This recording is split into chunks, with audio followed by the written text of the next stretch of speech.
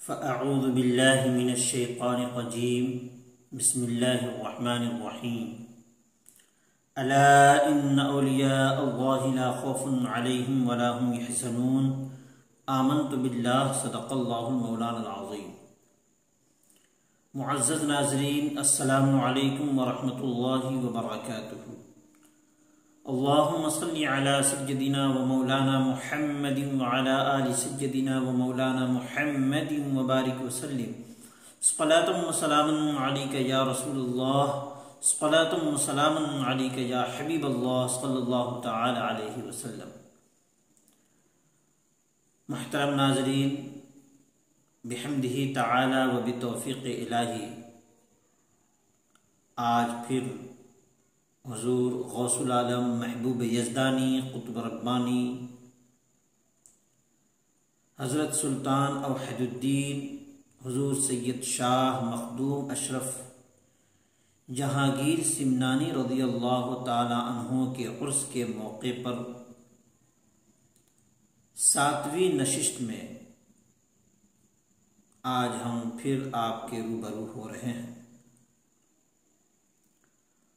آپ جانتے ہیں علم کے عنوان سے پہلی گفتگو ہوئی، بعدہ شریعت و طریقت و تصوف پر گفتگو شروع ہوئی، اور آج بھی اسی عنوان کی ایک کڑی ہے۔ حضور مخدوم اشرف جہانگیر سمنانی رضی اللہ تعالی عنہ ایک پیغام دے رہے ہیں کہ حسن خلق یعنی اچھا اخلاق اس بلند پائے کی ہونی چاہیے صوفیوں کے اندر کہ جس سے رسول کریم صلی اللہ علیہ وسلم کی سیرت طیبہ کی خوشبو آوے، ایسا حسن اخلاق ہو۔ نبی کریم صلی اللہ علیہ وسلم کے اخلاق کے بارے میں قرآن کریم گواہ ہے۔ اللہ رب العزت نے ارشاد فرمایا وَإِنَّكَ لَعَلَى خُلُقٍ عَظِيمٍ، اے میرے محبوب آپ کا اخلاق عظیم الشان ہے۔ تو ایک صوفی کا کردار اخلاقی حیثیت سے اسی طرح ہونی چاہیے جو نبی کریم صلی اللہ علیہ وسلم کی سیرت طیبہ میں ہے، اور فرماتے ہیں کہ یہ صوفیاء کرام کی خصلتوں میں سے ہے کہ اچھا اخلاق۔ جو صوفیاء کرام ہوتے ہیں، جو اللہ کے نیک بندے ہوتے ہیں، جو دیندار ہوتے ہیں، ان کے اخلاق اچھا ہونا یہ ان کی خصلت، ان کی عادتوں میں شمار کیا جاتا ہے، اور فرماتے ہیں یہ ان کی زینت ہے، یہ ان کی ان کے سیرت اور کردار کی سجاوٹ ہے کہ ان کے اندر حسن اخلاق پایا جائے۔ حق کے زیور اور کلام کے لباس سے روشن ہوتے ہیں وہ، ان کی گفتگو حق کی ہوتی ہے، ان کے کلام میں بلاغت ہوتی ہے، وہ گفتگو کم کرتے ہیں لیکن جتنا کرتے ہیں معنی خیز کلام کرتے ہیں، اور کم جملے میں اپنے متعلقین کو، اپنے چاہنے والوں کو بہت سارا پیغام دے دیا کرتے ہیں۔ بات کرنا مقصود یا بہت زیادہ گفتگو کرنا ان کا مقصود نہیں ہوتا، بس مقصد یہ ہوتا ہے کہ کیسے ہم اللہ اور اس کے رسول کی محبت اس تک پہنچا دیں، اور اس کا پیغام اس تک پہنچا دے، اس کے دلوں میں اللہ اور اس کے رسول کی محبت کا چراغ ہم کیسے روشن کر دیں۔ اس لیے کم گفتگو میں بہت ساری باتیں کہہ دیا کرتے ہیں۔ پھر آگے بتاتے ہیں کہ تمام افعال و اقوال تمام افعال و اقوال میں صوفی کی نظر چونکہ باری تعالیٰ پر ہوتی ہے، اس لیے لازم آتا ہے کہ وہ تمام مخلوق سے خوش اخلاقی سے پیش آئے۔ ان کے افعال، ان کے اقوال، وہ جو افعال اپناتے ہیں اور جو اقوال وہ رکھتے ہیں، جو گفتگو کرتے ہیں، ان کے افعال میں بھی رب تبارک و تعالی کا فرمان جھلکتا ہے، ان کے کردار میں رب تبارک و تعالی کا فرمان جھلکتا ہے، ان کی سیرت طیبہ میں رب تبارک و تعالی اور رسول کریم صلی اللہ علیہ وسلم کا فرمان اور ان کی سیرت جھلکتی ہے۔ ان کی گفتگو میں بھی رب کا کلام جھلکتا ہے۔ جب وہ گفتگو کرتے ہیں تو رب تبارک و تعالی کے کلام کی ترجمانی ہوا کرتی ہے۔ الفاظ بھلے ہی ہوتے ہیں ان کے خود کے، لیکن وہ رب کے کلام کی ترجمانی کرتے ہیں، اور اسی ترجمانی کی روشنی میں ان کی سیرت طیبہ ہوتی ہے۔ گویا کہ اپنی زبان سے بھی رب کے کلام کی ترجمانی کرتے ہیں اور اپنی کردار اور سیرت سے بھی رب کے کلام کی ترجمانی کرتے ہیں۔ تو کہتے ہیں جب ایسی شخصیت کے آپ مالک ہیں تو کہ آپ کی زینت یہ ہے اور آپ کے اوپر زیب یہ دیتا ہے کہ آپ ہر بندے سے خوش اخلاقی سے ملیں، ہر بندے سے خوش اخلاقی کے ساتھ ملیں، محبت کے ساتھ ملیں، انسیت کے ساتھ ملیں، اور اس طرح ملاقات کریں کہ دوبارہ اس کے اندر یہ خواہش جگے کہ کاش پھر ان سے ملاقات ہو جاتی ہے۔ یہ حضور مختوم پاک رحمۃ اللہ علیہ فرما رہے ہیں، اور کہتے ہیں کہ لوگوں کے اوپر شریعت کے مطابق کسی محل پر سختی درکار ہے تو سختی بھی کریں۔ اگر آپ کو لگتا ہے کہ جو آپ سے جڑنے والے لوگ ہیں، جو آپ کے قریب ہیں، وہ اللہ کی نافرمانی کر رہے ہیں اور نافرمانی میں بالکل ڈھیٹ ہو چکے ہیں، اور آپ کو ایسا محسوس ہوتا ہے کہ وہ آپ سے اتنا زیادہ محبت کرتے ہیں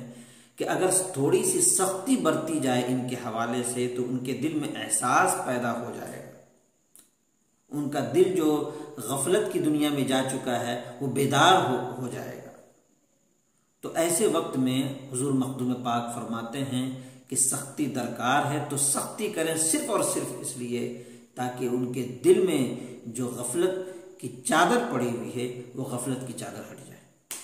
اور ان کا دل محبت الہی کے لیے بیدار ہو جائے، عشق الہی کے لیے بیدار ہو جائے۔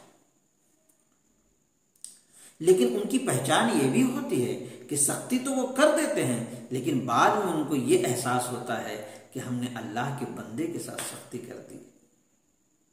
اور اس احساس کی بنیاد پر وہ مغفرت طلب کرتے ہیں۔ تو کہتے ہیں ولی وہ ہوگا اور صوفیان کرام وہ ہوں گے جن کے اندر یہ صفات پائی جائیں گے۔ پھر آگے کہتے ہیں کہ شیخ کے لیے ضروری ہے کہ وہ مرید کے احوال پر نظر رکھے۔ جو شیخ ہیں، جو پیر ہیں، جو اہل طریقت ہیں، جن سے لوگ جڑتے ہیں مشرب کے حوالے سے، طریقت کے حوالے سے، اللہ کے راستے کو پانے کے حوالے سے، اللہ کے مشن پر چلنے کے حوالے سے،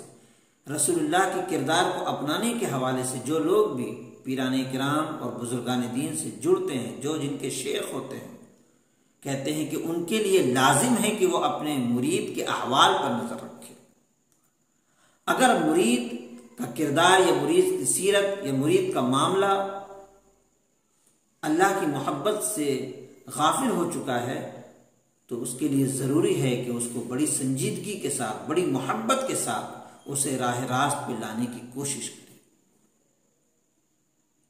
اور ترک دنیا اور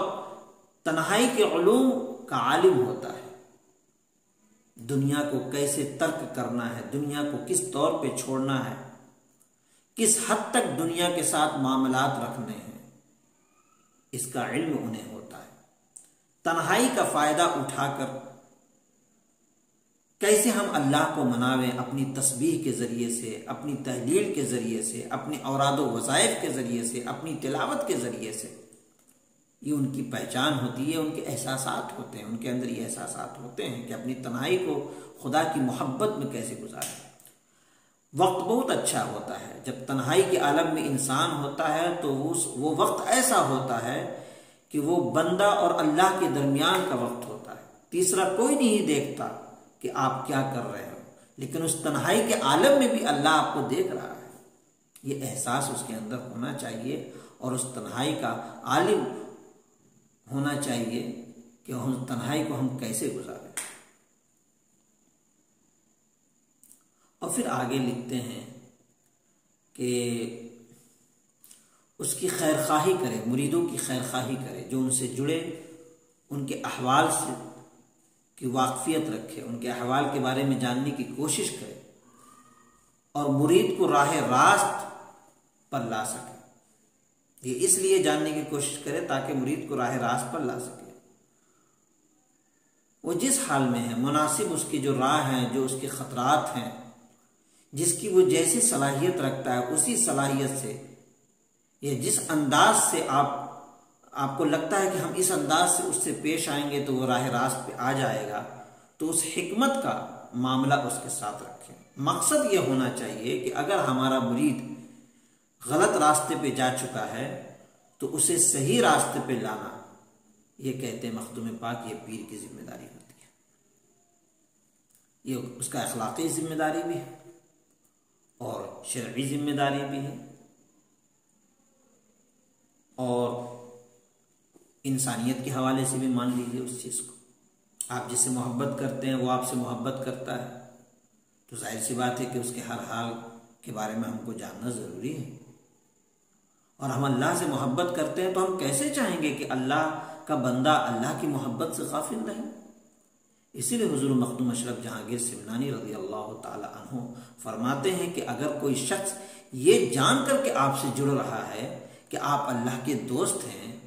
تو ظاہر سی بات ہے اس دوستی کا تقاضا یہ ہے کہ دوست کو جو پسند آوے وہی کام ہم کریں۔ تو اللہ کو یہ پسند ہے کہ اس کے مخلوق سے پیار کریں، اس کے مخلوق سے محبت کریں،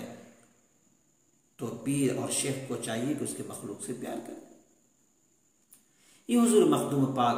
رحمت اللہ تعالی علیہ کے خوبصورت اقوال ہیں۔ ان اقوال سے پتہ چلتا ہے کہ آپ اپنے مریدوں کی تربیت کیسے کرتے ہوں گے، آپ اپنے مریدوں کے حال سے کیسے واقفیت رکھتے ہوں گے، آپ اپنے مریدوں پر کیسے شفقت رکھتے ہوں گے، کس طریقے کا پیار اور محبت لٹاتے ہوں گے۔ ظاہر سی بات ہے جن کے اتنے خوبصورت اقوال ہوں ان کی سیرت بھی اسی پر ڈھلی ہوگی۔ رسول کریم صلی اللہ علیہ وسلم کی سیرت طیبہ کی روشنی میں وہ عمل پیرا ہوں اور اپنے چاہنے والوں کو خدا کا دوست بنا رہے ہوں گے۔ اور کچوچا شریف اس بات کا گواہ ہے کہ ان کی بارگاہ سے ہر کوئی فیض یاب ہوتا ہے۔ آپ چلے جائیں، آپ دیکھ لیں، ہمہ وقت ان کی بارگاہ میں فیض لینے والوں کا ایک جم غفیر لگا رہتا ہے۔ بہرحال رب العزت کی بارگاہ میں دعا ہے کہ مولا کریم اپنے فضل و کرم سے اپنے حبیب پاک صلی اللہ علیہ وسلم کے صدقہ طفیل ہم سب کو کہنے اور سننے سے زیادہ عمل کرنے کی سچی توفیق عطا فرمائے۔ وما توفیقی الا باللہ، لا الہ الا اللہ، محمد رسول اللہ صلی اللہ تعالی علیہ وسلم، وما علینا الا البلاغ۔ السلام علیکم ورحمۃ اللہ وبرکاتہ۔